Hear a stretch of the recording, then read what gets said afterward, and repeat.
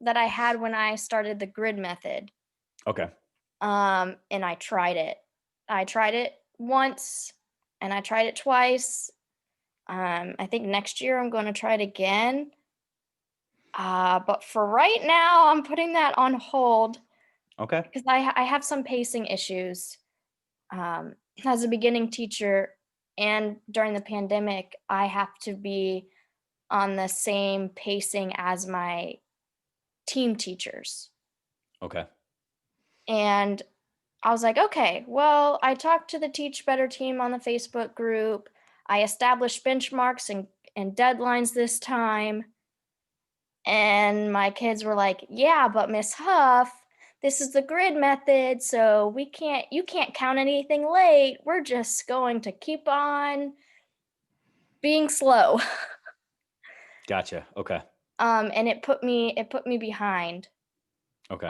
for my other content team teachers. The kids really loved it. I feel like it worked. They didn't like the whole mastery where they had to redo Hmm. assignments for mastery. Um, but I think it benefited them in the end. I just have like, it's the pacing. I Yeah, have to I figure gotcha. out pacing first. Okay. And then I learned about standard-based grading, and I was like, "Yes, this is something new again." Like, I want to try this out because I'm struggling with making my grades have a purpose. Okay. Um, and the students, I don't know the term. Some teachers call them like grade grubbers, if you've heard of that term. They just want the grade. Mhm. They don't really care. They just do it to get the A. All about compliance. Yep. And I'm trying to do away with that. Okay. Okay. So But can I ask a couple more context questions? So your second year and it's yeah, ELA, correct? yes, What grade level? ninth and 11th. So freshman and Ninth and junior. 11th. Okay. Um, just to unpack a little bit more. Mhm. Second year, what made you say, yes, I want to try the grid method? Because that seems like that was your launching off point and or standards-based grading. Because I'm assuming the fact that you were reaching out to the Facebook group, this isn't something that your entire school department grade levels have adopted. Okay. No, I was the only one doing it. Okay. For what was the impetus? Why did you say, yeah, I need to try this, dabble in this, experiment with it? I think it started with my colleague at Diamond Oaks, Calissa Brogdon. Yep. Okay. We've been in touch a lot since I left Diamond and went to Reading, and now I'm at Edgewood. Um, I think she was the one that introduced me to the Facebook group because I was Okay. having teaching questions. Fair enough. Um, Okay. and when we get evaluated, I really, really wanted accomplished. For some reason, as a second year teacher, I was like, yes, I'm going to get accomplished. Um, and so I looked at the grid method and I saw that it not only aligned with those accomplished blocks on the evaluation, but it also jived with my philosophy Okay. and how I wanted my classroom to run. Okay. 'Cause it kind of had this project based learning feel to it, which I tried out last year at Reading for one of my assignments. Hmm. And I wanted to do that again. And I saw the grid method as an actual like research based method. And Calissa recommended it. And I was like, okay, well, I'll try it out. Okay. So, No, that's awesome. All right. So let me give you a little context first, and then we'll mhm. we'll go as fast as you want to go or as slow as you want to go. This can be like, we can spend the next 4 or 5 months chatting regularly if you want Okay. to, or we can spend 45 minutes today just doing a deep dive. Completely your Okay. call. You tell me where you want to go, cut me off at any time. Okay. Because Got it. there's a lot to this. So, Yeah. number one, what I want you to understand is that the grid method, standards-based grading, mastery-based instruction, competency-based instruction, pacing, whatever, they're not necessarily different things. There's this big umbrella, and they're all different components of it. So it's not like you're choosing this or that. It's all part of the same conversation. Okay.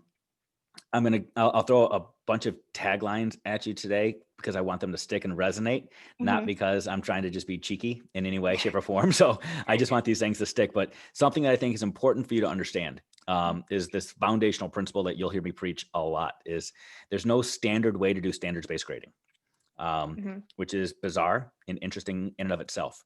So some of the stuff that I'll share with you is a way. It is the way that I try to explain it and teach it and coach and consult people to do it. But I don't want you to take this and say this is the way because Schmitto, this guy that I kind of met online that was willing to talk to me for 45 minutes, said it's the way to do it. So I'm going to run with it and do it. This is a way. So Okay. I've been working with teachers and schools on standards-based grading now for about 12 years. And my thoughts and practices and approaches have evolved. And I'm hoping that your thoughts and practices will evolve too, that where you are in year 3, 4, 5, 22, 23, 24, 25 will be different than where they are today. So go Yeah. at it with an open mind and say, I am willing to evolve and grow. You're not going to have it all figured out today. You're not going to have it all figured out in 2022 or 2025. It's going to Okay. continue to grow and evolve. So that's Yeah, number one. I had no idea this was a thing for 12 years. I thought this just Oh yeah. happened. Oh no, no, no. I Standards-based grading's been around for a while, for a long time. Yeah. I can't Um, believe I'm just now hearing about well, I have my education degree. I don't yeah, know why. you are not alone. Well, I can give you some of the context as to why you're just now hearing about it, but education tends to be this place where the status quo prevails because school worked for us. Most educators get into school and replicate the system that we saw because after all, it worked for us. And we'd spend a lot of our time in our classrooms preparing the next generation of teachers. We set Mhm. up a lot of practices and procedures in our classrooms to make kids just like we are. And we grew up to be teachers. Mhm. So it's this perpetual system that kind of stagnates and so on and so forth. We Yeah. also have this system. I think I appreciate your transparency in saying that you were and still are chasing accomplished, chasing the label, the designation. One of the things that's super interesting and super cool is that one of your impetuses for trying standards-based grading, the grid method, was that you wanted to push kids away from that same mindset. You didn't want kids just chasing grades. You didn't Mhm. want them just chasing labels, but intrinsically as teachers and educators, we do that. We say we want to chase the label, we want to chase the grade. We see what the minimum expectations are or what other people are looking for, and we just want to do that. Um, and yet we say, students, that's not what you're supposed to do. So we've created this weird cycle that it's important to break. So when you mentioned the term accomplished, so I'm assuming you've got some form of the Danielson rubric. Is that what you're evaluated on as a teacher, or do you use 5D or what is, do you know where? Uh, it's called OTES? Oh, so OTES is your platform. It's where it comes from. Okay, but you've got um, is that Ohio Teacher Education something or Yeah, other? I'm not Okay, really sure what it means. evaluation system. Okay, Yeah, fair it's enough. it's So on, like, we have a yeah, portal. gotcha. Um, And yeah. so in it, you've got probably 4 or 5 domains. You've got planning and preparation, classroom environments, Yeah, instruction. Yeah. Okay. Fair enough. differentiation, Yep. resources, Got it. and I Okay. got, accomplished. I was average skilled, but I got accomplished on 2 of the Okay. sections. Fair enough. So I wanted to know that because I'll just give you some examples and analogies based off of you and your practice, and Mhm. then we'll talk about how that transcends to kids. Okay. Okay. So one of the things that I want to make clear, and I'll show you some slides and stuff too to help you with this context, is um, the rubric that you have for your teacher evaluation process is in essence your standards. It's broken down into 22, 23, 20 some indicators or 20 something standards. And each one's a separate line item, and you get anywhere from that level 1 to that level 4, or ineffective to accomplished or ineffective to highly effective, depending on the verbiage that's used. Mhm. And then somebody is coming in, collecting evidence to determine whether or not you have met that standard and giving you some sort of score, a 1, 2, 3, or 4 in some capacity. And in its crudest sense, that is in essence what standards-based grading is. You've got the standard, you know what it is, and it's now up to the observer, the evaluator, to collect evidence to say whether or not you've met that standard. Most of the time, the evidence for you is based off of a classroom observation or 2 or 5 or 10, maybe some conversations with you. Maybe you have to create some sort of portfolio, produce some sort of evidence, but it's all about collecting evidence so that they can say where you are. And In a perfect world, it's completely objective. In a perfect world, you could have 5 different administrators roll through your classroom on any given day, see the same thing, and come out with the same scores. That is what we mean by standards-based grade. It's standard. A standard is only standard if it's standard. If multiple people see it the same way, it's standardized. How they collect that evidence is the subjective part. Well, like I said, they can come in your classroom for 15 minutes or 17 minutes. Should it make a difference? Can they observe you on a Monday or a Friday or Tuesday or Thursday, first hour or seventh hour, whatever the case may be? That's where some of that subjectivity comes in. But standards-based grading, in essence, is it doesn't matter the medium. It doesn't matter how I collect the evidence. If how I grade it is going to be compared to a standard or a rubric in some capacity, or some articulation of this is what I'm looking for. And the recipient, the person that I'm collecting the evidence from, has confidence that it's valid, that other people would see it the same way, and it's actionable. So when I get feedback on it, I can do something with it. So those are the basic premises. So when you get an observation in October, your administrator gives you some feedback, you should look at it and say, okay, I know what to do with this. I can go and do something to make it better, and you can work towards it. Another extremely important thing that I want you to understand, this is a Dave Schmittou principle. So this is where it might come against some of the things that you're doing in your classroom, but it will probably also help with your pacing. Okay. When somebody comes to observe you in your classroom, so your teacher evaluation rubric is a 1, 2, 3, 4, like 4 levels. Yeah, ineffective to accomplished. Ineffective to have accomplished. So the observer, the evaluator, does not come into your classroom and first identify whether or not you are hitting all the level 1 ineffective skills first. They do not come in and say, you need to prove to me that you are ineffective or that you are level 1 before I have confidence that you can go and do the level 2, right?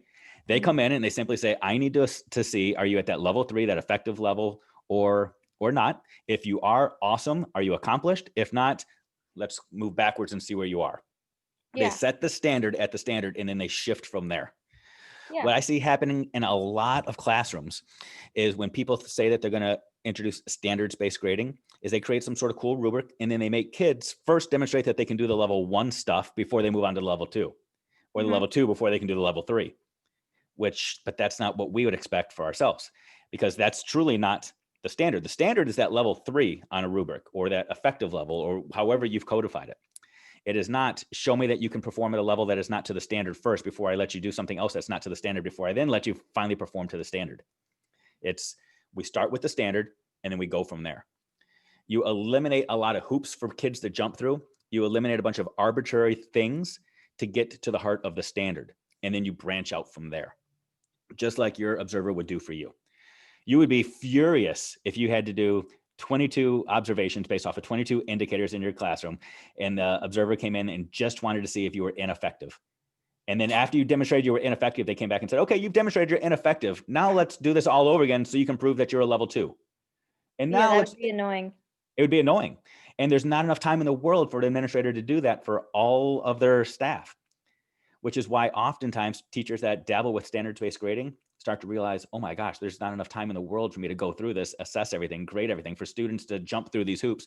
It's why students lose engagement very, very quickly, because they start doing a bunch of tasks that aren't a whole lot of fun and monotonous and boring and dry to prove that they can do stuff that's not at the level of the standard. So how do you, okay. So now what? Is that the question? You're like, yeah, I get that, but what do I do now? Because students need to have some of that foundational stuff. They need to have some of the background, right? How do you implement the DOK levels then? Oh, yes. Great question. So, do you mind if I share my screen with you? Yeah, and go show ahead. you a few things. And I'm recording this so you can take it and use this and watch this back later on if you want Perfect. to. Okay. So let me share some things with you.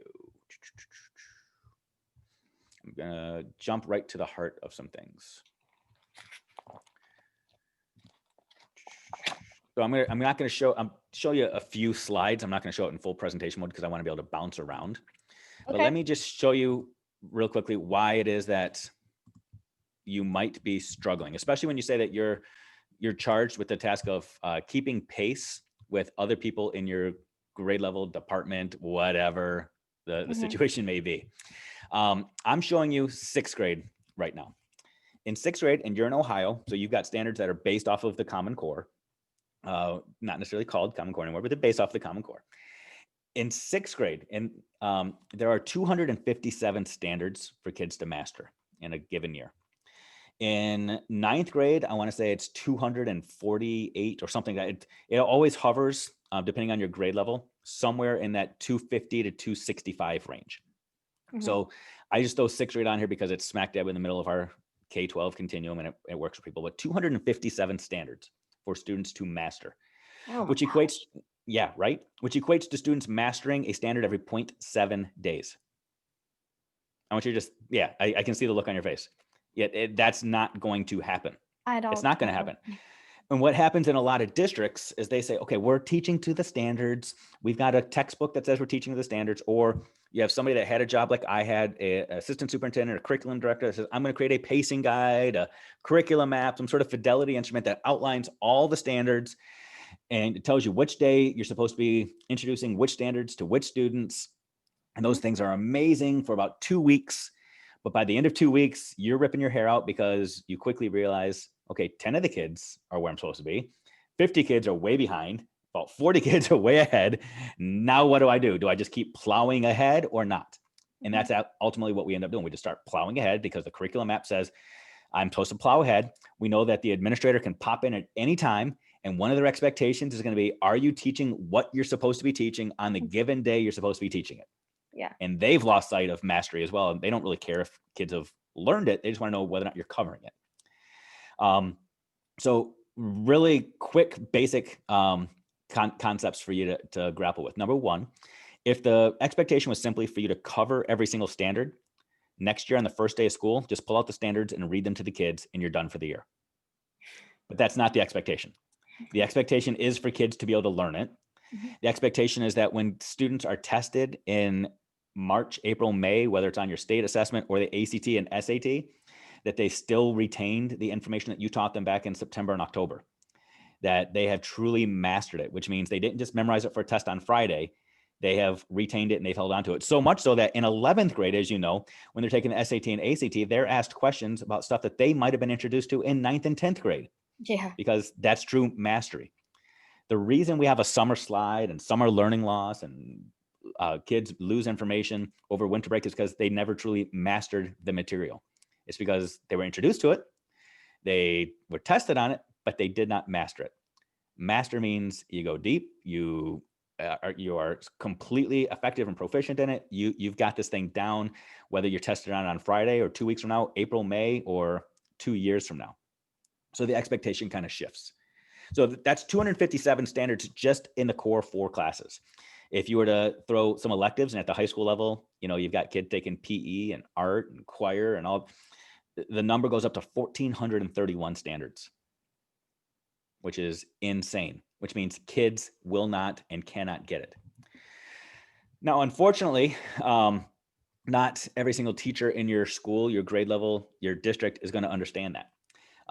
So what I'm going to show you is something that I've been lucky enough to share with the Department of Education, both in Ohio and Michigan and New York and Florida. And I get that wink, wink, nod, like, yep, this is the holy grail. This Mhm.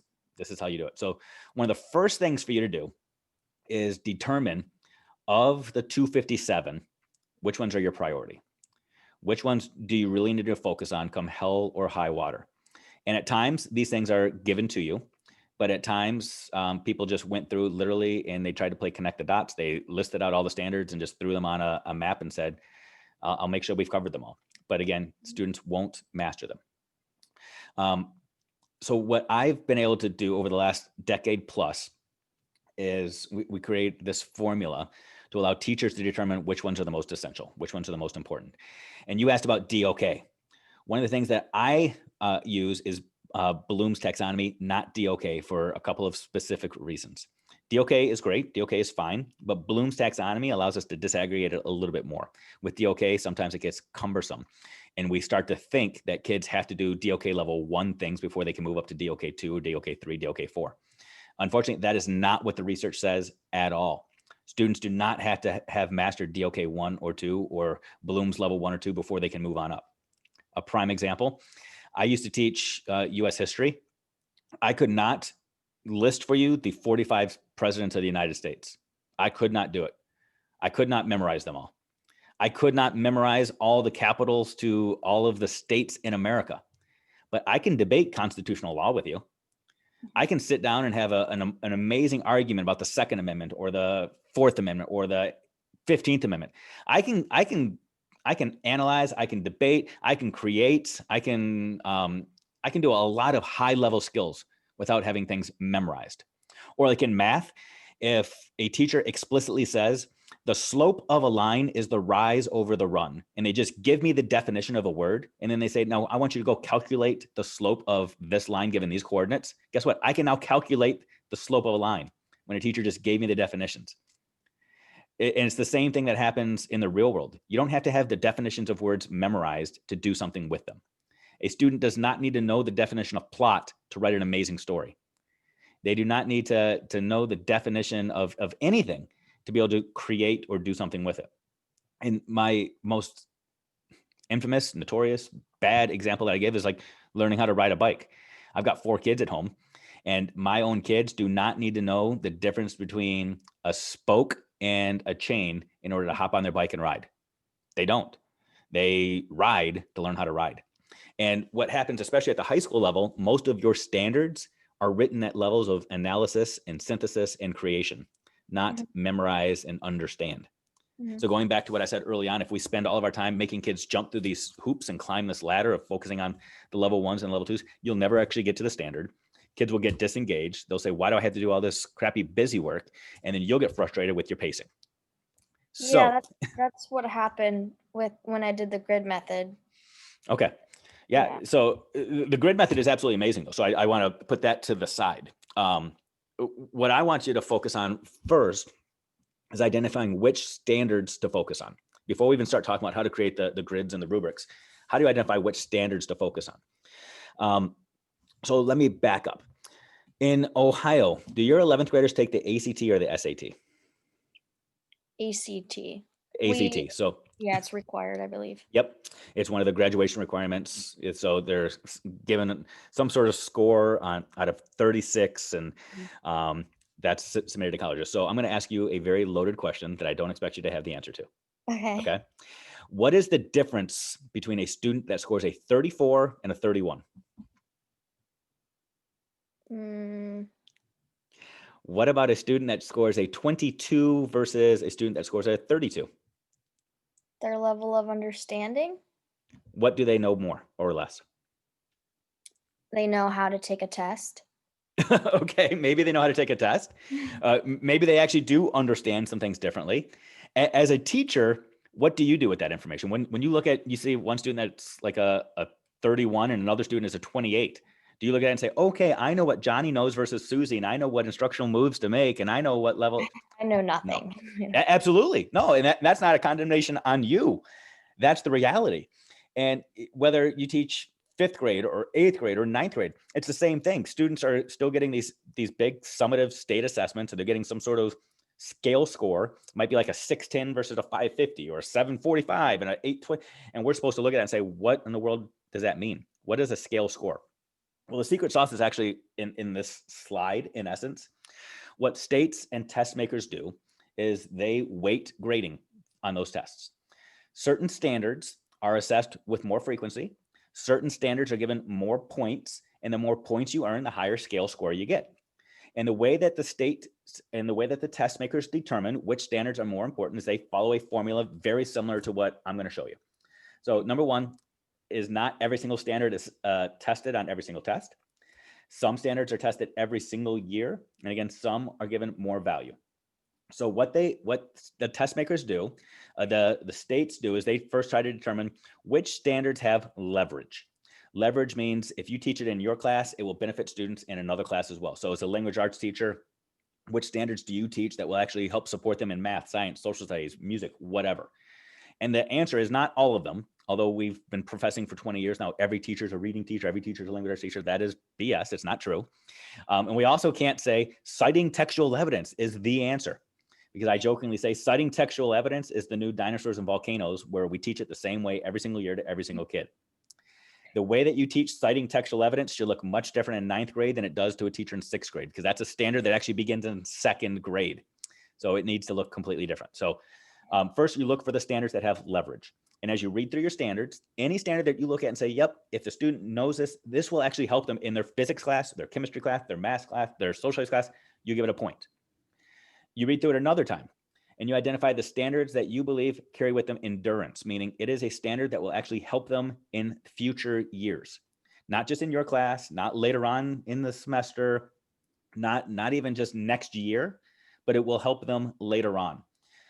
It's going to endure and it's going to bring about greater success. So maybe your ninth grade students, you look at and say, oh, this will help them as seniors, because in their senior year, they're going to have to start creating resumes or applying for college in their junior year, or they're going to have to start promoting themselves or whatever. If it's a skill that has endurance, it gets a point. Then you go through the standards and you look at them through the lens of Bloom's taxonomy. Again, Bloom's taxonomy, not Webb's, because it's a little bit, we can disaggregate a little bit more. DOK has 4 levels. Bloom's has 6, 7, 8, depending on which variation you're looking at. I've Schmidt-wized Bloom's taxonomy and given it an 8th level. Because I believe that reflection is like this mystical 8th level, that once you create something, if you can create something that you think is amazing and then look at it again and evaluate the thing that you just created and still make it better, it's like the cream of the crop. It's the highest level. But what I then ask you to do is look at the standards, and for whatever level it represents on Bloom's taxonomy, it gets that level of point. So if it's a recall standard where it says students will be able to know or memorize or regurgitate back whatever it is that I've told them, then it's a level 1. Understanding is you put it in your own words, whatever, that's a level 2, so on and so forth. After you've done those 3 steps, add up the totals. And you will quickly realize that out of all of the standards that you are supposed to teach at every grade level, in every subject area, especially 9th and 11th grade language arts, there is a definitive top 10 or 12 list. Top 10 or 12. And those 10 to 12 things that you just identified are the same 10 to 12 that they're going to be tested on the ACT, the SAT, and on your state assessment. If the students master those 10 to 12 things, then they will actually get a better scale score, because they're going to have better mastery of the things that are worth more points on their state assessment than they would if you simply covered a lot of things at a low level, because you're actually going to teach them to the level of the standard. And now when we start talking about mastery, it's a whole nother level. It's a whole other conversation. Let me stop sharing real quick, because when you're focusing on 10 to 12 standards a year, what that equates to is you're now focusing on a standard a month as opposed to a standard a week or every 0.7 days. 10 to 12 standards, a school year is 10 months long. So students now have a month to prove to you that they've mastered something. And when people start talking about standards-based grading or the grid method, and you remove deadlines and timelines, that's not necessarily true. What we do is we eliminate arbitrary deadlines, which is those deadlines where we say you have to memorize this by Friday, or you have to know this by the end of the marking period. Why the end of the marking period? Because somebody wearing a suit said that that's the time that kids are supposed to know this, because we have to fill out these report cards so that parents know what's going on. Well, no. Truly, standards are end of year standards, so the students have until the end of the year. But if they want to progress and get your support and your instruction and your guidance and your facilitation, if you focus on one standard a month at the level of the standard, where again at 9th and 11th grade, it means students are analyzing, they're synthesizing, they're creating things. It's a whole nother conversation. And it's something that students can do given the course of a month, as opposed to once a week or once every other day, depending on how it's constructed for you. So that's one big foundational principle, is top 10 to 12 changes the mindset and helps support your pacing much differently than simply following a pacing guide. Mm-hmm. So let me pause right there, because that was a lot of Schmitto speaking. Questions, thoughts, concerns? It's really hard for me to, because you say that's your way and it doesn't have to be that way. Mm-hmm. But I'm sitting here, I'm like, you're an expert. I'm a little tiny second year teacher. Okay, let me pause. I'm going to put you on the spot.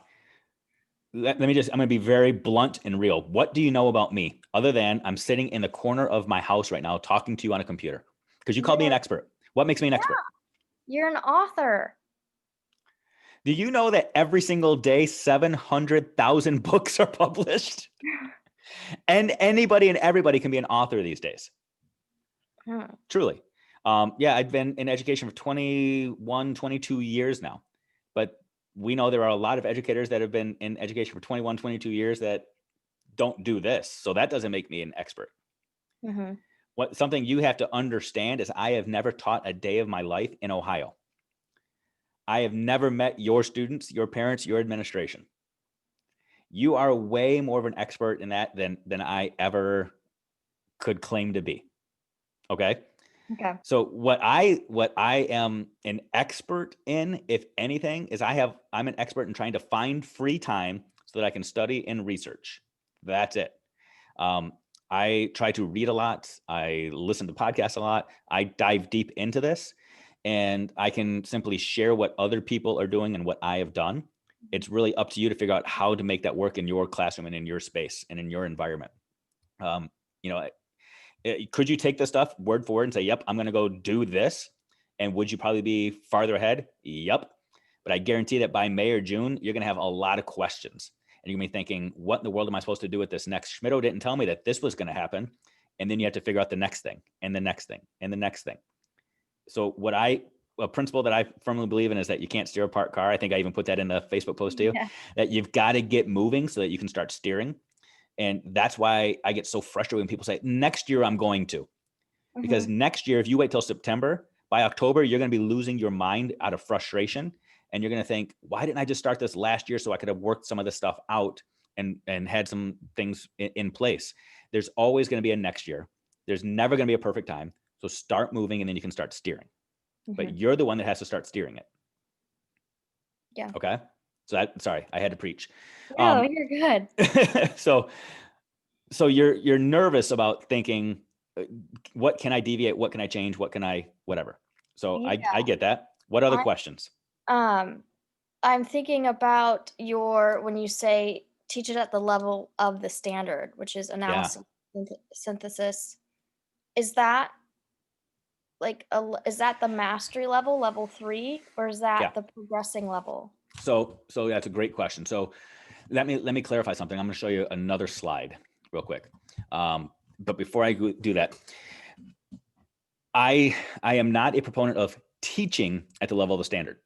So something that is super important for you to understand and for me to clarify is that what we're talking about is how you assess kids. I'm a firm believer that assessment drives instruction, not the other way around. For the last 25, 30 years, we have taught, and then tested just so that we can prove that our instruction worked. But if our instruction is not to the level of the standard, then our assessment's not going to be the level of the standard, so on and so forth. So it's not about teaching so that we can test. We assess so that we know where to go. I'm a firm believer that every assessment is a pre-assessment and should determine the teacher's next steps. So in my schools, I don't care what in the world a teacher is teaching on any given day. I can walk into your classroom and you can be teaching kids how shoelaces are made. I don't care. What I care about is what you're assessing. Because I learned a long time ago, when I was a building principal, that when I would tell teachers, here's what you're allowed to assess, that quickly becomes what the teachers teach.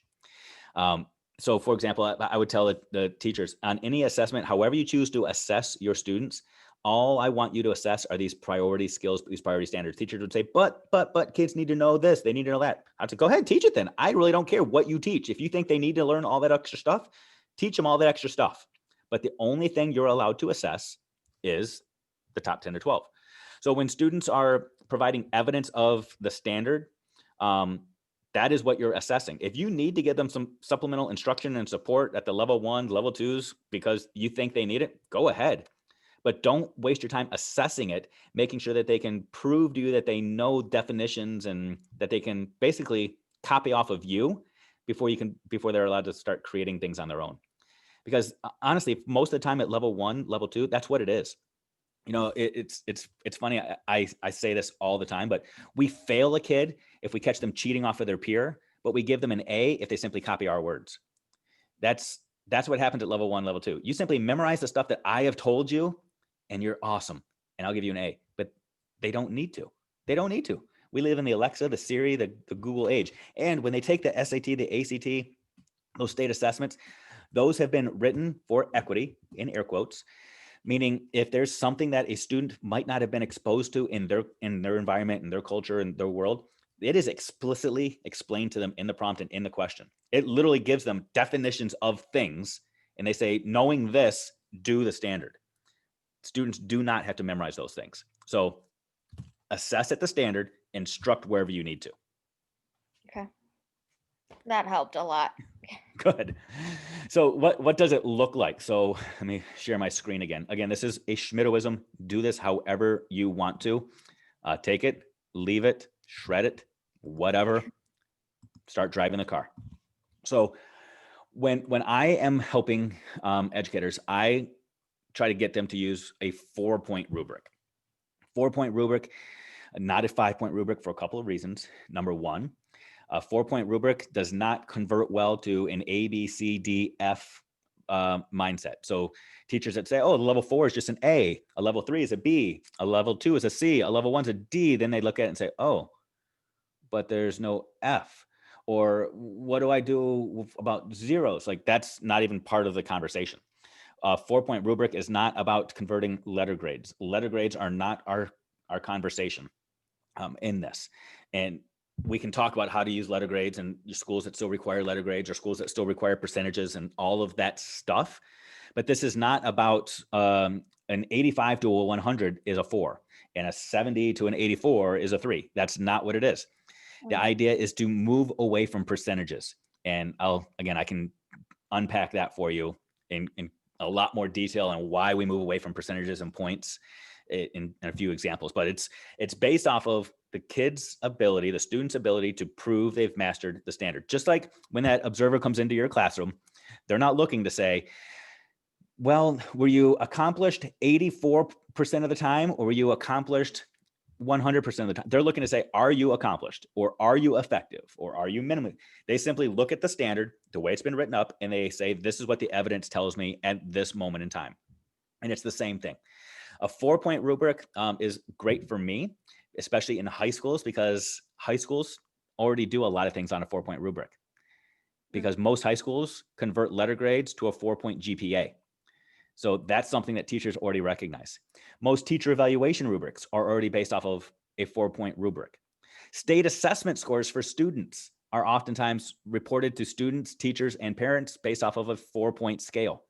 So 4-point rubrics are an easy translation, and they're hard to translate for letter grade purposes and percentage purposes. So that's why I expressly use a 4-point rubric.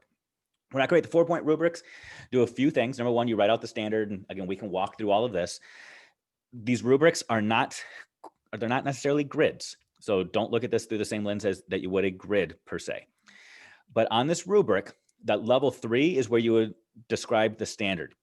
And in the standard, it's where you would write down all the content. So let me go back and show you like a couple examples of some standards, if you will. Analyze how a particular sentence, chapter, scene, or stanza fits into the overall structure of a text and contributes to the development of the theme, setting, or plot. So in there, you can see that there's some things that the kid needs to know. They need to know what a sentence is, chapter, scene, stanza, so on and so forth. So on my rubric, box 1 would say something about stanzas. Then there'd be another one about sentences. Another one would be about the plot or the structure, whatever the case may be. Level 3 is in that standard. It says students will be able to analyze. So students are able to analyze the sentence structure. They're able to analyze the plot. They're able to analyze whatever. Level 2 is now going back to Bloom's taxonomy, the level below analyze, which is application.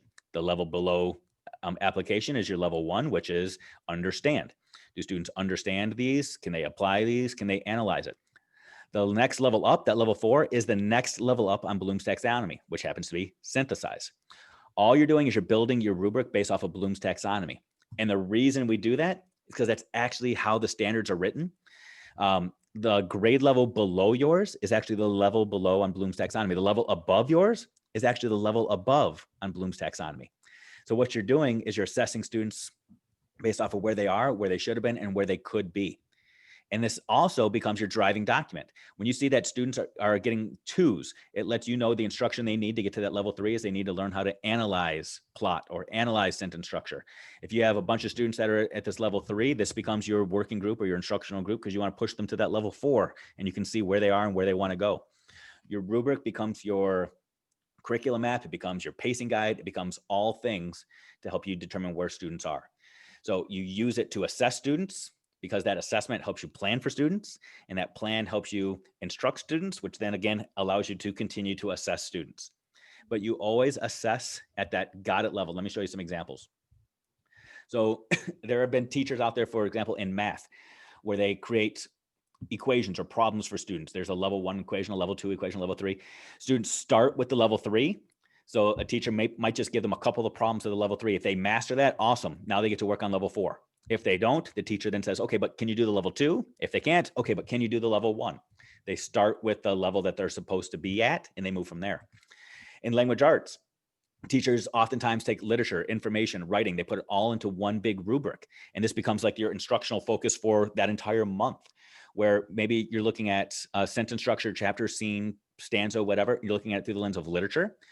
But in the same lens, informational text talks about analyzing sentence structure, paragraphs, formatting, which is very similar to literature. And then in writing, they actually have to write something that has proper formatting. So you've got this big instructional unit, and you're assessing whether or not the kids can do it through literature and information and writing all at the same time. And this becomes your rubric, your standards-based grading document, if you will. I've seen teachers break it up and they say, literature, here are some possible assessments to prove to me that you're at that level 3. Writing, here's some possible things that you can do as students. There's so many different ways to really break it down, but you're assessing the rubric, trying to figure out where students are, and then adjusting from there. Okay. So, how do you know if they're at that 3? Like, what if I'm just too harsh of a grader? What if I'm just Oh, too easy of a grader? What if I'm I know this is objective, but I'm looking at yeah. Lucy Liu, and Yep. I know that she has a really rough home life and she's barely making it to school, but she's trying. Yeah. Like, So yeah, oh, so good, ah, so good, so good. So do you remember the tagline I told you early on? A standard is only standard if it's standard. yes. I want you to resonate on that. A standard is only standard if it's standard. When it comes to assessing a standard, none of that stuff matters. All of that stuff matters when you're instructing a student. But when you're assessing, a standard is only standard if it's standard. So let me give you a prime examples. I love that you just went there because that's an amazing example to give. Let me show you some scenarios. So let me share my screen with you again. So you mentioned Lucy Lou. I don't necessarily use those names, but we got Johnny, Susie, and Hector. Yeah. And let's say that in your class, that this is a math example. So let's just forget about that. Let's just act like this is one of your language arts classrooms. And you Mhm. gave a test on Friday. And in your test, Johnny got a 75 out of 100, but he doesn't do any homework, but he does participate in class. What grade does Johnny get in your class? Versus Susie, who on that same test got an 85 out of 100, also does no homework, but she doesn't participate. Versus Hector, which I think is your Lucy Lou. Hector gets a 62 out of 100, completes every single homework assignment, tries their best in class. What grade do you give those students? Do those other things matter? Does the Oh, homework, does the work effort, all of those things? The um, reality is, and I'll yeah. just give you the answer real quick. In terms of standards-based grading and assessment, those things do not matter. What they do, though, all of those things do matter to educators when they're educating students, when you're instructing students, when you're guiding them, when you're moving them to that next level. You need to have that empathy. You need to know where they are. You need to know if at home they're expected to babysit brothers and sisters, if they have to go get a second job.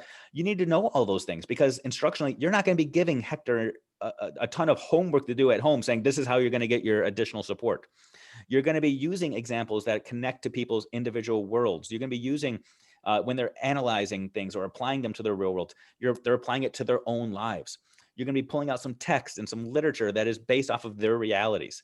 All of those things matter when you're instructing students, not at the assessment level. At the assessment level, the assessment matters. The assessment is based off of the standard. And that's this huge struggle that we all face. We all do. As an evaluator, as a school administrator, trust me, I get into those same debates when I go into teachers' classrooms. When I say, "Oh, Miss Smith just had a baby, and I know she's working all day long, and then she's going home. She's up all night. She's exhausted."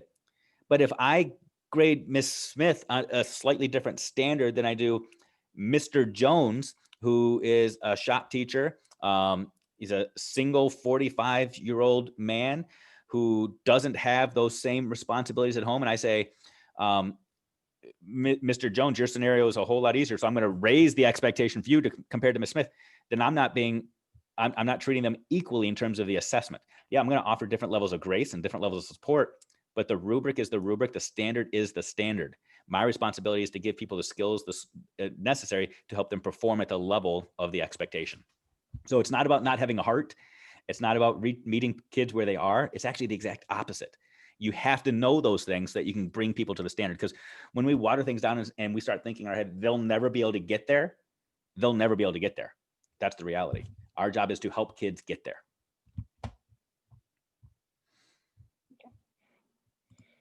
Am I allowed Yes. on I know I'm allowed.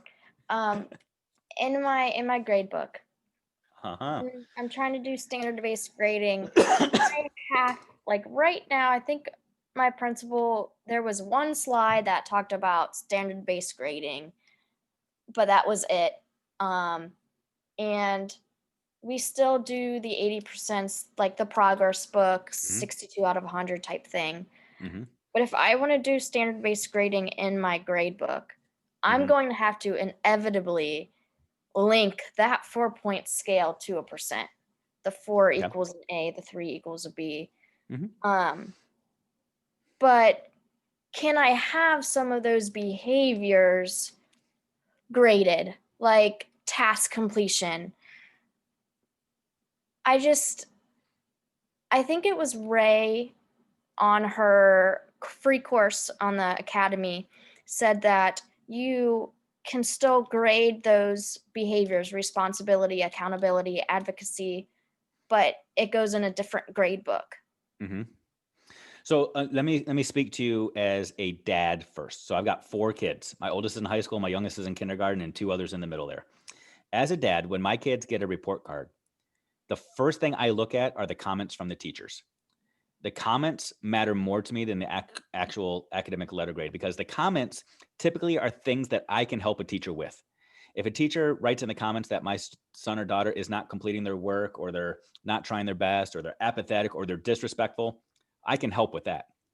If a teacher says that my oldest son, Cameron, is struggling with dissecting the details of the plot when they're reading To Kill a Mockingbird, as a parent, what am I going to do with that? Not a whole lot. I that's why I'm trusting this teacher to dive into that content. So honestly, when we disaggregate the data, when we pull those sorts of things out of the grade book and report it in a different way, it actually helps parents. It helps students. It doesn't muddy the waters. That's one major principle. What that looks like is completely up to you and your system and what your report cards look like. In some places, it means you're reporting that stuff in comments. Maybe in the comments, you would simply say, Johnny has turned in every assignment late this marking period, or he gives me horrible effort the first time through because he knows he can redo and retake things. If you want to just write it out in comments, go for it and have like a comment bank and you're just cutting and pasting it for kids. That's cool.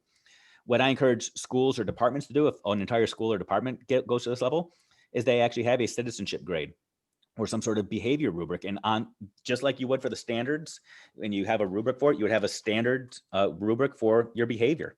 And a 3 would be completes everything on time. 4 would be completes everything early, whatever. And you actually pull that stuff out as well. What you want to do is you want to make the communication as streamlined as possible, because with standards-based grading, it's all about communication, not compensation. That's a Rick Wormley line. That's not a Dave Schmittoism. So Rick Wormley, like the guru of standards-based grading, says the idea behind grading is simply about providing feedback that communicates expectations that people can do something with. And if my son or daughter has an 80% in class, and I don't know, is that 80% because they don't understand some of the material, or is that 80% because they turned some things in late, or is it because they used a blue pen, they're supposed to use a black pen, whatever. I don't know how to help. Similarly, if your letter grades have to be explained by attending a parent-teacher conference, then it tells me that your letter grades aren't communicating anything to me, because I still need to reach out to you and say, can you explain this grade to me? So it's not communicating anything.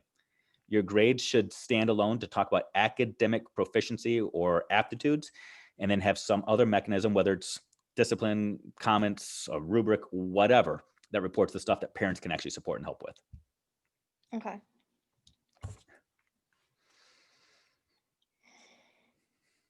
That was all my questions. Wow. Okay. So let me ask you a few questions. because, or I'll just throw some things out there that I know are going to come up. Okay. Mhm. So let's say that in January, first of all, don't tackle this stuff today. Don't tackle the stuff tomorrow. Let it swirl around in your mind for a couple days, and then you can start like dabbling and figure out where you want to go. Okay, Some 'cause I things was that you might, already thinking about doing the, 10 to 12 standards, okay, pulling out the, standards and pointing them out. awesome. And I would do it truly by quantifying and coming up with the numbers, because we will all subjectively go through and we'll do the same thing that teachers are already doing. If you don't do it that way, you'll start, oh, yeah, I think this one's important. Oh, I really like this one. I've got a great activity that supports this one. Oh, I can do this one with To Kill a Mockingbird or Catch 22. And we start focusing on what works for us or our favorite books or our favorite lessons, as opposed to which ones are truly the most essential in terms of leverage, endurance, and depth. So try your best to quantify them first and then move from there. That's number one. Number two is find somebody that can struggle through this with you. Um, because, and they don't have to be in your school. As a matter of fact, sometimes it's best if they're not in your school or your department. But find somebody that's willing to chart through this with you. And if that means you want to take whatever we're doing with this video and you want to share it with people and say, hey, anybody intrigued by this and want to go down this journey with me this year, go for it. Because you're going to want to have somebody that you are free to debate and argue with. And they don't even have to be an English teacher. They could be an elementary science teacher. Who cares? The principles are still the same. The next thing that I want you to really wrestle with is the assessment. I know you kind of already tackled this one a little bit with your questioning, but how do you know that your assessments are even any good? How do you know that you're not just being completely subjective, or that you're not being too easy, or that you're being too hard? How often does a student have to show you that they've mastered it? Is once enough? Once they show you they got it one time, does that mean that they've got it? Do they need to be able to show you 2 times, 4 times, 5 times? Um, what is the percentage? If a student gets 90% out of 100, does that mean they've mastered it? Well, what if the 90 out of 100, what if it was 100 questions and they got the first 90 right and the last 10 were wrong? Uh-oh. What if the test had only been 90 questions long? Would they have gotten 100% an A? Does that change? So those are all the things that are going to start to unpack and you're going to start to wrestle with and start ripping your hair out over, because you're going to think, I don't know what to do now. I don't know what to do. Am I still supposed to be averaging the grades? Do I take the first time they did it and compare it to the last time they did it? Do I just take the most recent one? But what if the most recent one is the shortest one and I don't think it's the best one? Am I supposed to do formative assessment still? Summative assessment? What's the difference between those? Pre-test, post? Like, oh, just be ready. Mhm. This is literally the tip of the iceberg. I am more than happy to continue the conversation. I'm more than happy to continue to make you rip your hair out and debate with you the idea that I think using formative/summative assessments is actually garbage. Yep, I said it. Mhm. That you should not have formative assessments and summative assessments. You should be using all assessments formatively and summatively. But we can talk about that another day. I Mhm. can talk to you about the fact that yes, pre-test actually should be recorded in a grade book, as should post-test, as because they're all the same thing. Because assessments drive instruction, they don't conclude it. We can talk about that at another time. I can tell you that I think students should have to be able to demonstrate mastery 3 times before you say that, yep, they're a master of it in 3 different ways. But I can tell you how to manage that and why I use 3. But I don't want to bore you with that today. So I'm kind of just teasing you a little bit so that you have confidence to know that January and February, you're not going to have this all figured out. And that's totally okay. Totally okay. Again, 12 years ago when I thought, oh, I'm an SBG expert, I'm going to go out there and start teaching people about this, I thought I had it all figured out. 12 years ago, I didn't believe 90% of the stuff that I believe today. So it's a different world. So let me just give you a couple of things real quick, just to show you how the percentage thing works out, just so you can Yeah. say, yeah, okay, I can see how it does work. There are 2 different slides I want to show you. The first one is this. So what you'll want to do is, number one, identify what's proficient or effective or master looks like. So with you, if you're using a 1, 2, 3, 4 scale, it's easy. A 3 or 4 means they've got it. And again, I say 3 times and they've got it. And again, I can explain it to you some other time. Some schools say it's just credit, no credit. So a check or check plus. So 3 checks equals got it. Or you can arbitrarily, subjectively, or debating this with a friend or a colleague, say what percentage reflects mastery. Is it 80% or better, 70% or better? What reflects mastery in your mind? And it's that conversation or that internal debate or struggle you're going to have. That's good enough. And once a student has demonstrated that they've mastered it, you move on, you teach them something different, you focus on a different standard. So that's the first cue, is you have to arbitrarily right now, subjectively, determine what mastery looks like. Knowing full well, though, that your definition, your description, your analysis of what is a master will evolve and change dramatically over time. Okay. So how do you then take that and make it some sort of letter grade? Well, the easiest way, especially at the high school level, is to use the scale that's already been presented to you. Mm-hmm. On the left, sample A, all that is your grade point average scale, your GPA scale. So if you already have a 4-point GPA in your school and you want to start grading kids on a 4-point rubric, use the scale that's already been presented to you. If a student has a 4 average, they have an A. If they have a 3.0, it's a B. A 2.0 is a C. A 1.0 is a D, so on and so forth. And that is one that if an administrator wants to push back and say, no, you can't do that, then you need to say, well, then let's stop using GPAs in our school, because they're already doing it. They already take letter grades and convert them to a number score. All you're doing is the exact opposite, taking a number score and converting it to a letter grade. So that's the easy answer. Is that the best answer? No, but it's a starting point. Or you can say, no, I do want to use percentages and I want to convert that to a number score. Again, I strongly advise against using percentages, but if you're required to, if your handbook says you have to use percentages in some capacity, there's a way that you can do it there as well.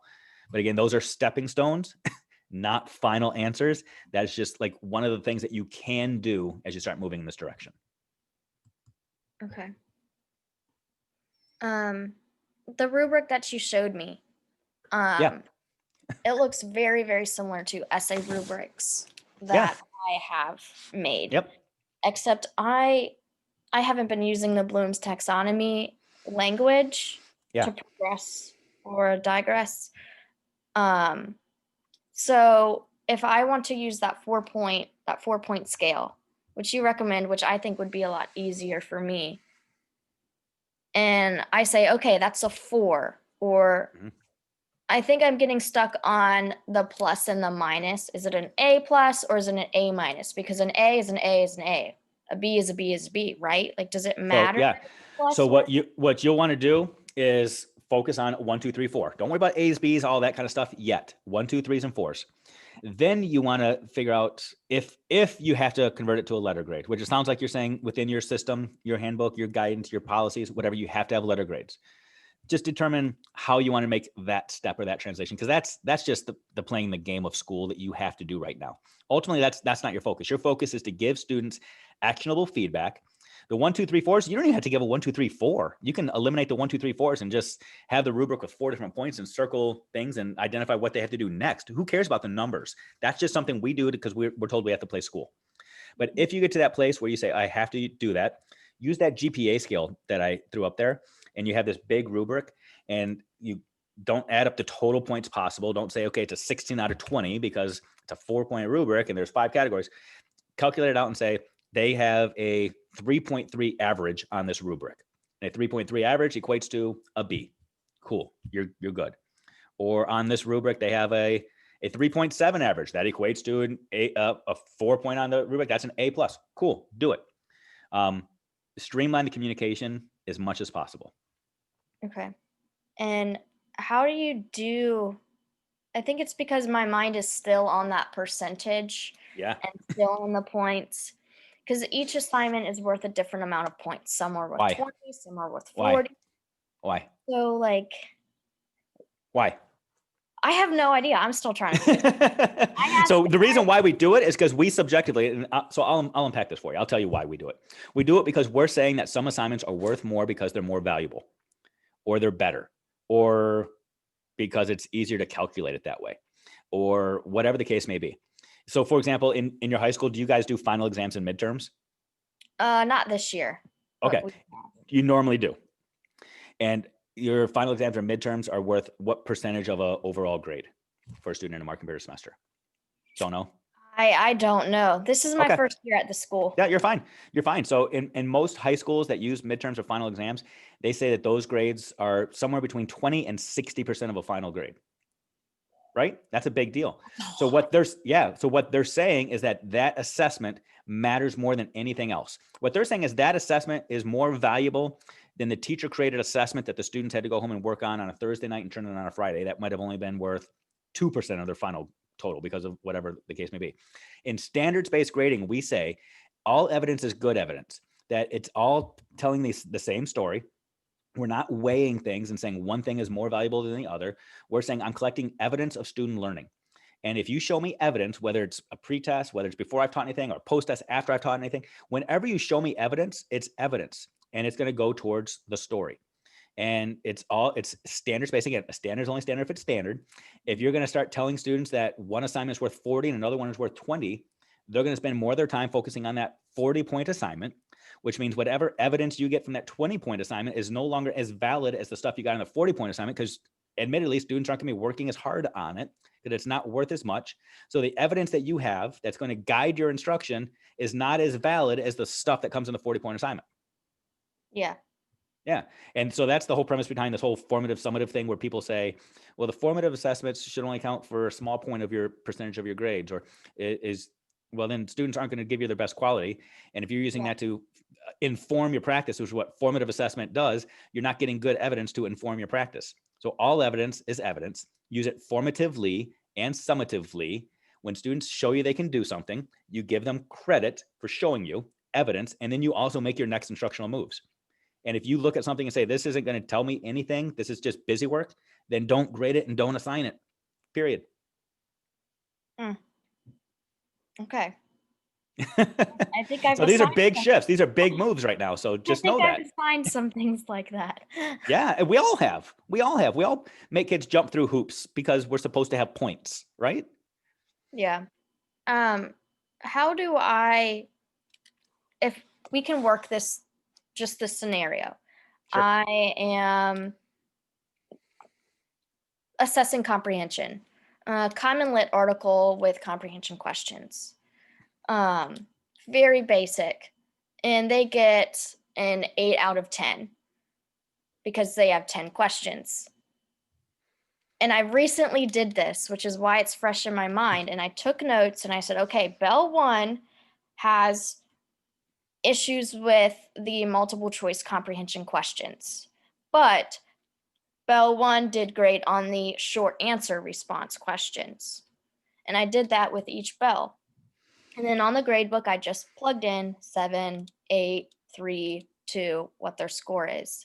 Mm-hmm. But if I want to do that activity with that 4-point rubric that you showed on the slide, Mm-hmm. how do I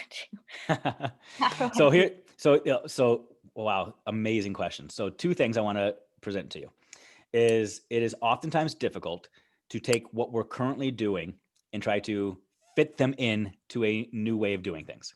So what you're struggling with is, I had this assignment or this assessment that I gave. How do I keep doing what I've always done to make it fit what you're telling me? So that's number one. And I can see your face lighting up because you're thinking, oh, well, maybe I shouldn't be doing what I've always done, because that defeats the whole point of having this conversation. So if that's an awareness you're having, awesome. But I didn't say that. That's a reflection that you just had. So I'm proud of you. But there are some things that you've done that are probably really, really, really good that can fit into that. So a couple of things that I would ask you. Number one, it was a 10-question quiz, and you looked at it in terms of the question formatting type. Mm-hmm. My question to you would be, did all questions focus on the same standards or the same content? So with that student that got an 8 out of 10, the 2 questions that they missed, did they miss them because it was different information, different skills that you were assessing, or is it because it was a different type of question? It was a different type of question and different skill. So it's a different skill. So on that rubric, number one, you would have each skill that's being assessed be a separate line item on that rubric. So if you have some sort of assessment that's assessing 10 standards, number one, don't assess 10 standards on any one assessment, because you'll rip your hair out trying to figure out what to do next. You need to figure out how kids are demonstrating mastery at each level. So you have different. So let me give you an example. I can actually show you a real life example of this. Mm-hmm. And this is what I'm showing you right now is, again, it's a baby step towards what you're discussing and what you're talking about right now. Again, this is not the answer. It is a baby step. Okay. Okay. So let's say you are the teacher that says, but I give 10-question quizzes on Fridays. It's what I do. It's what I've always done. And you're saying, how do I take this square peg and fit it into the round hole that you just presented to me?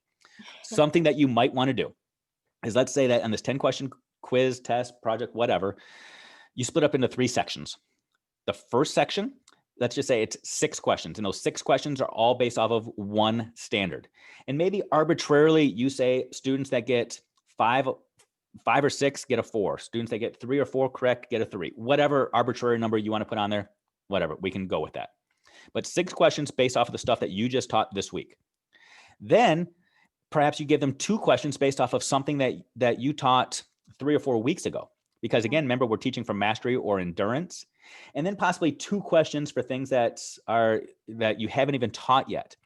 And in each of these 3 sections, you're going to grade them separately. If in your gradebook, you might have these lists, they're broken down by standards, because your standards gradebook is going to be based off of standards, not necessarily assignments anymore.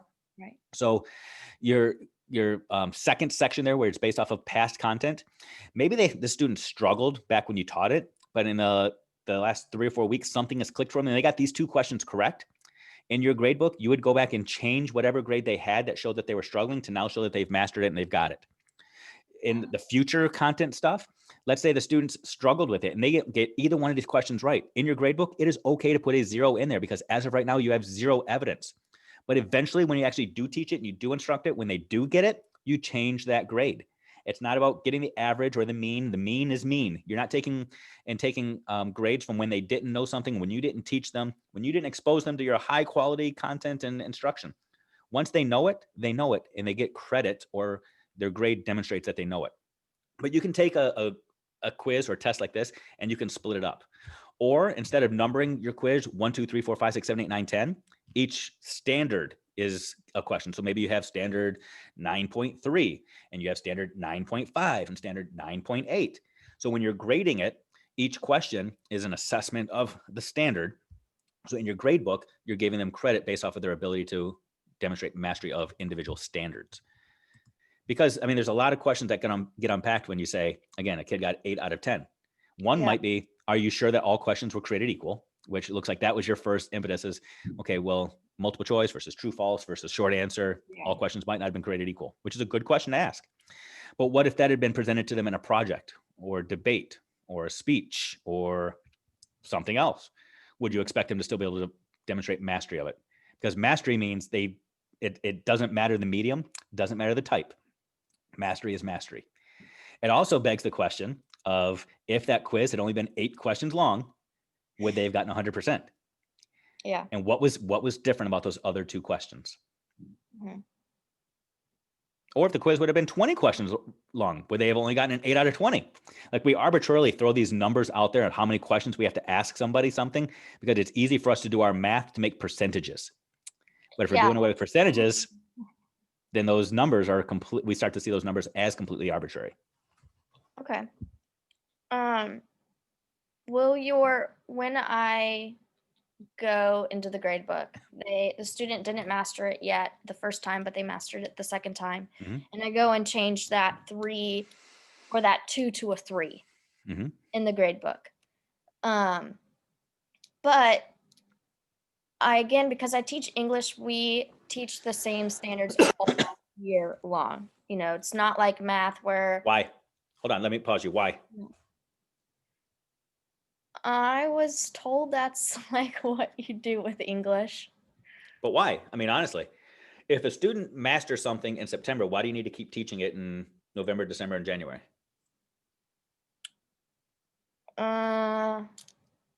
So ultimately, what is happening is you're not teaching the same standard all year long. You're teaching the same content. So you might be teaching plot all year, but there's not a single standard out there called plot. Or you might be teaching characterization, but there's not a standard called characterization. When you go through and you do that initial activity where you start to actually look at what the standards say and you're identifying the standards, you'll realize that, wow, there's a lot that I've been missing or that I haven't actually taught my students. You might do it in similar ways. You might have the students write and read, but ultimately when I hear teachers, because I was one of those teachers too, and that's why I'm condemning you so harshly on this one, because I was that teacher that when I taught language arts, I literally thought, I am teaching reading comprehension all year long. Yeah. But reading comprehension is one standard out of like 70. And what students are supposed to do with their reading comprehension at various levels and at various times is different. And we need to make sure that we're assessing those intricacies of reading comprehension or decoding or fluency, whatever it is that you're assessing, so that we're teaching to the standard and assessing to the standard. Otherwise, we're having kids read a bunch of stuff, but we're not giving them multiple skills. We're not informing them about multiple skills or assessing them on multiple skills as they're reading. Reading comprehension is very complex. It's more than read this and then tell me what happened in the story or tell me what happens with this character. So look at the standards, and this is the beauty is most administrators won't necessarily get this. So when you're pacing guides or when they're coming through to be their pacing police, throwing a standard up there that you're teaching, if it's based off of reading comprehension, they're going to be fine with. Yeah, you're diving deep. You assess, you understood this was a need of your students. Keep moving along. But you got to look at the standards first and let the standards guide you, not big overarching themes of literature, information, writing, speaking, listening. There's so much more into that. Okay.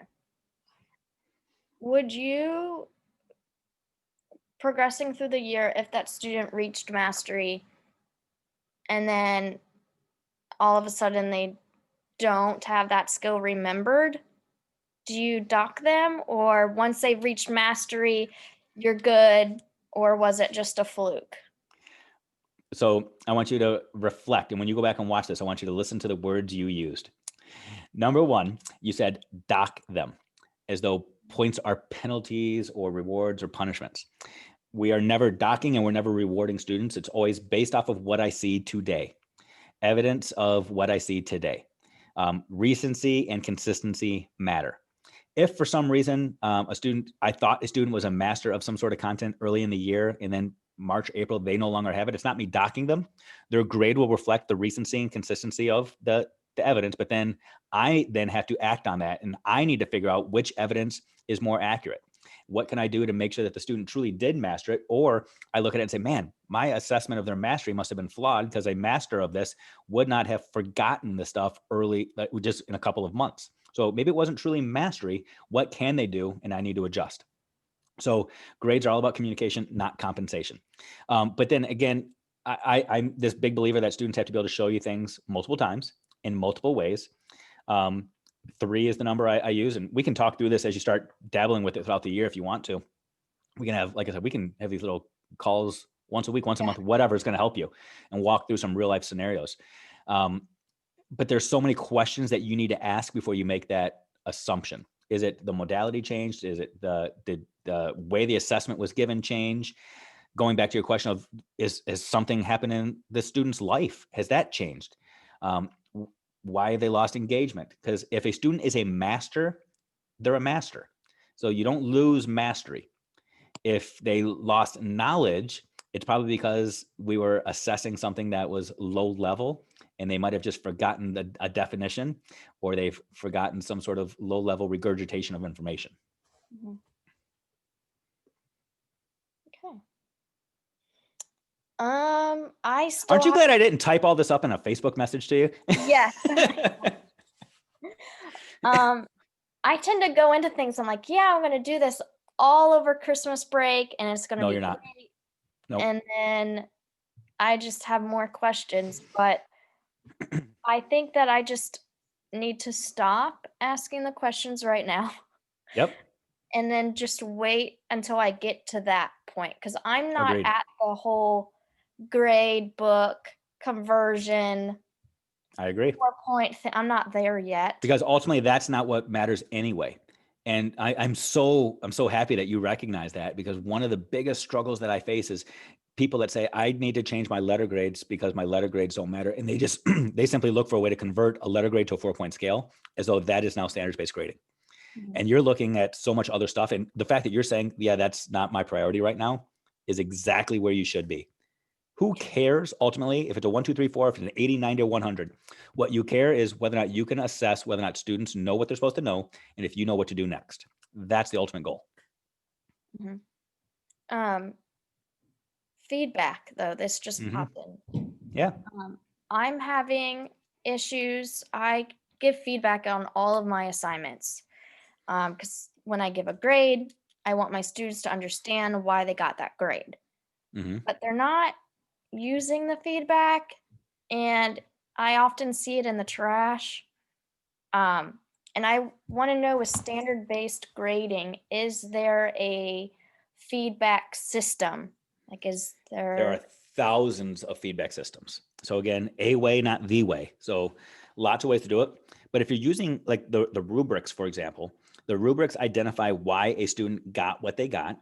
And what I've seen a lot of people do is if a student wants to redo or retake a test, a quiz, an assessment, whatever, what the student has to do is they need to present evidence that something is going to be different the next time around. So maybe if it was a big essay that they did and there's 2s and 3s and they want to start working towards 3s or 4s, the student has to present something. And it could be a short video, it can be a text, it can be something short and sweet where they demonstrate that they know what is going to be different this next time around based off of what you gave them. And then you give them permission after you've seen that to then produce evidence of a higher quality. So let's say that you give them an essay where they have to compare two texts that they just read and talk about the characterization of the characters in one book and how they evolve compared to the characters in another text. And the student got 2s and 3s in characterization and plot, and their writing had a lot of grammar issues, whatever. And you give them feedback on the rubric. You're not just correcting all the things all over the paper. You're giving feedback on the rubric, because the rubric is where the grade's based off. It's all based off the standards, not extra stuff. Mm-hmm. The student then creates a little flip grid for you, a little video where they say, Miss Huff, I know I messed up because I got 2s and I want 3s. Now that doesn't tell me you understand. What they would do is they would say, I understand I got 2s because I simply showed that I understood what a character was, but I didn't apply it to this text because I didn't quote the text and I didn't say where the author talked about the character growing and evolving as a person. But when I do this again, that's what I'm going to do. Awesome. You proved to me that you understand what I'm looking for. Now go give me the evidence. Okay, that's not okay. Yeah, that is not what I was doing. And again, that doesn't, you might be doing something way better, but you want to make sure that students understand what the feedback is before they go to. It's like, again, when you get observed, your administrator will probably have a sit down or face-to-face meeting with you afterwards to explain the evidence. And then if you want to be observed again, you would schedule a time and say, yeah, here's what I'm going to be doing differently. Here's what you might want to see. Here's what I want you to look for. The same kind of concept. If it's good enough for us, it's good enough for our kids. Okay. Well, thank you for having this chat with me. I appreciate it. I would love to continue to have this chat. You got it. Yeah. I don't probably not like tomorrow, not next week. No. Yeah. Let's just start driving a little bit. And you've got my contact information now. So just reach out to me when you start to get to that point of frustration, or just you've got a list of 100 questions and you're saying, okay, now's the time to get some of this addressed. Can we dive deep? We'll do it. And if you want to bring other people into the conversation, if you want me to bring some people, whatever is going to help you, just let me know and we'll make this happen. What I'll do is I'll take the video here. I'll send it to you. Okay. Again, do what you want with it. If you want to post it in that group and you think it'll help others, go for it. If you're like, nope, this is for me and me alone, that's cool. Do what you want with it. Okay, perfect. All right. All right. Thank you so much. I really appreciate it. Absolutely. Again, just reach out when you need some help and I'll make some time. All right. Have a good one. You too. All right. Bye-bye.